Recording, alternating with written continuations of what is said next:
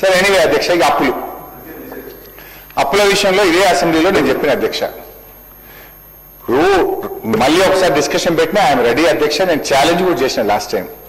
BRS ప్రభుత్వ 10 ఏళ్ల కాలంలో రాష్ట్ర ప్రభుత్వం కట్టే అప్పు మేము చేసింది కేవలం 4,17,000 కోట్లు మాత్రమే, including FRBM loan, Kaleshwaram loan, mission Bhagiratha loan, కార్పొరేషన్లు అప్పు తీసుకొని రాష్ట్ర ప్రభుత్వం కట్టేటి కూడా కలుపుకొని 4,17,000 మాత్రమే.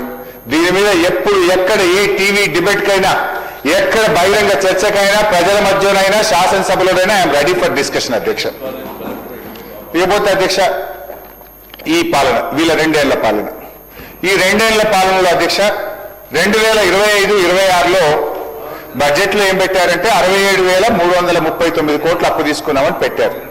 అది యాజ్ ఆన్ February 28 పెట్టినారు. బట్ యాజ్ ఆన్ టుడే ఈ రోజుకు 88,840 కోట్లు ఈ ఆర్థిక సంవత్సరంలో ఈ కాంగ్రెస్ ప్రభుత్వం అప్పు చేసింది అధ్యక్ష. అదేవిధంగా అధ్యక్ష, మీ లెక్కల ప్రకారం ఈ ఆర్థిక సంవత్సరం FRBM అప్పులు, కార్పొరేషన్ల ద్వారా చేసిన అప్పులు అన్నీ కలిపితే 1,77,794 కోట్లు. ఒక్క ఇయరే, ఇంకా 10 రోజులు ఉంది.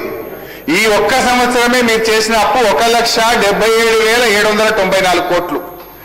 ఇంత 10 రోజులు అయిపోతే నాకు తెలిసి 2 లక్షల కోట్లు చేస్తారు అధ్యక్ష. ఈ ఒక్క సంవత్సరమే మీరు 2 లక్షల కోట్ల రూపాయలు అప్పు చేయబోతా ఉన్నారు అధ్యక్ష. అధ్యక్ష, మీరు మా గురించి మాట్లాడతారు అధ్యక్ష.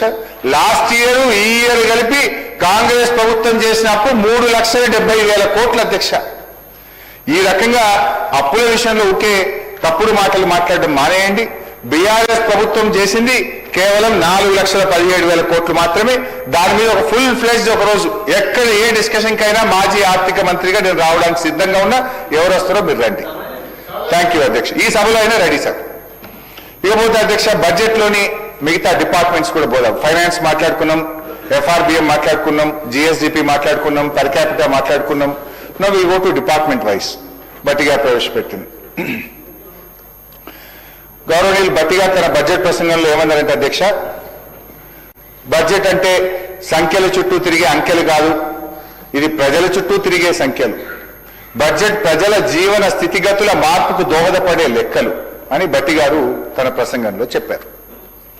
సరే, ప్రజల జీవన స్థితిగతి మార్పుకు దోహదం చేసే ఈ లెక్కలు ఈ బడ్జెట్లో ఎక్కడున్నాయో చెప్పగలుగుతారా? ఏం sir? Sir, it's minimum principle opposition will speak for 2 hours sir. There are lot of interruptions. Kindly cooperate. Sir, ఈ రాష్ట్రానికి ఇంతకంటే ముఖ్యమైనది అసెంబ్లీకి ఏముంటుంది? స్పీకర్ సార్ మాట్లాడినారు సార్, ఏదో కుట్ర జరుగుతుంది సార్ నా మీద. లేదు హరీశ్రావు గారు, 1:15 మాట్లాడిన మీరు కంక్లూడ్ చేయండి. సరిగా మాట్లాడేదంటే కూర్చోమంటే కూర్చుంటా, మరి పోతాం సార్. ఇవ్వవలసిన టైం కంటే మంచిగానే ఇచ్చినాం, మాట్లాడండి.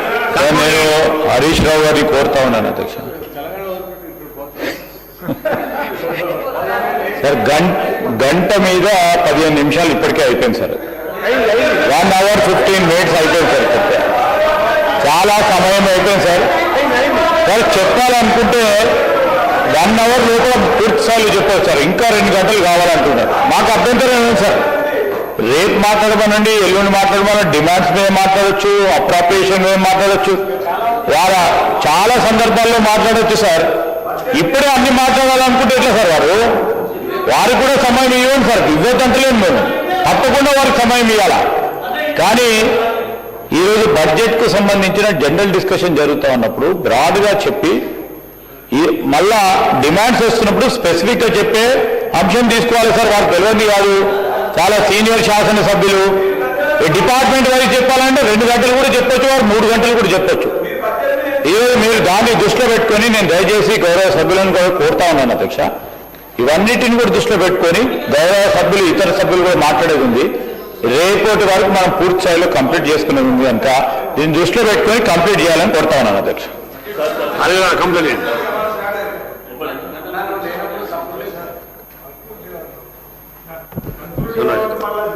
గౌరవనీయులు